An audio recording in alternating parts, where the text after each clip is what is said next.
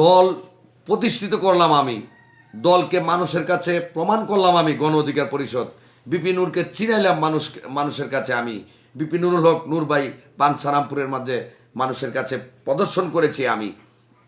এখন কে কোথায় থেকে এসে গণ অধিকার পরিষদের বিপিনুরের টাকমার্কা নিয়ে বাঞ্ছারামপুর থেকে নির্বাচন করবে, এটা যখন শুনি তখন আমি নিজেই হতভম্ব হয়ে যাই।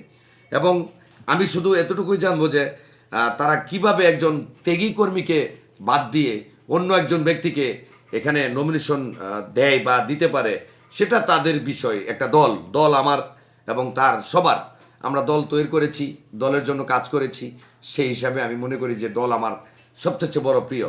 আমি বিপিনুরুল হক নূর ভাইকে ভালোবাসি এবং তার নেতৃত্ব মেনে চলি। এখনও পর্যন্ত তার ছবি আমার বুকে লাগানো আছে। আমার কথা হলো, আমার অর্থ নেই এবং আমার সমাজে ভ্যালুভেস নেই, এই কথাগুলো আপনাদের কাছে কে পৌঁছিয়েছে সেই ব্যক্তির নামটা প্লিজ দয়া করে আপনাদের কাছ থেকে আমি জানতে চাইব। টানা তৃতীয়বার অর্জন করেছে দেশের সেরা সুপার ব্র্যান্ড স্বীকৃতি বসুন্ধরা টিস্যু। আমার অর্থ নেই বলেছেন, তার জন্য কালকে একটা ভিডিও দিয়েছি আপনাদেরকে, অর্থ আছে কি না তা দেখানোর জন্য। আমি মনের কষ্ট থেকে, রাগ থেকে, ক্ষোভ থেকে দিয়েছি। আমি বলবো যে আমি 2021 সাল থেকে এসকে এন্টারপ্রাইজ কোম্পানির সাথে, বিজনেসের সাথে জড়িত। আমার নিজের কোম্পানি, আমি অন্যজনকে দিয়ে রেখেছিলাম, এখন আমি নিজে পরিচালনা করছি।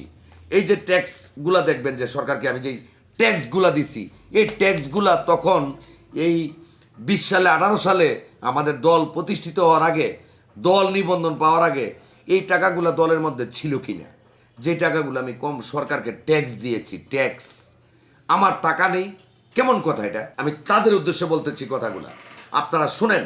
আপনারা যারা কেন্দ্রের নিচে 5 কাপ চার বিল দেওয়ার মতো ক্ষমতা নাই, তারাই এসে আমাকে প্রশ্ন করেন আমার কি আছে। আপনি 5 কাপ চার বিল দেওয়ার মতো ক্ষমতা নেই কেন্দ্রের নিচে, আপনারা আমাকে নিয়ে প্রশ্ন করেন। আপনাদের মতো লোকদেরকে বিপির পাশে, আশেপাশে বা আমাদের এই কমিটিতে বা দলে যোগ দিয়েছেন, এটা আমাদের ভাগ্যের ব্যাপার। আমরা কারো অর্থ সম্পদ আছে কিনা সেটা দেখে তো আমরা দল করিনি।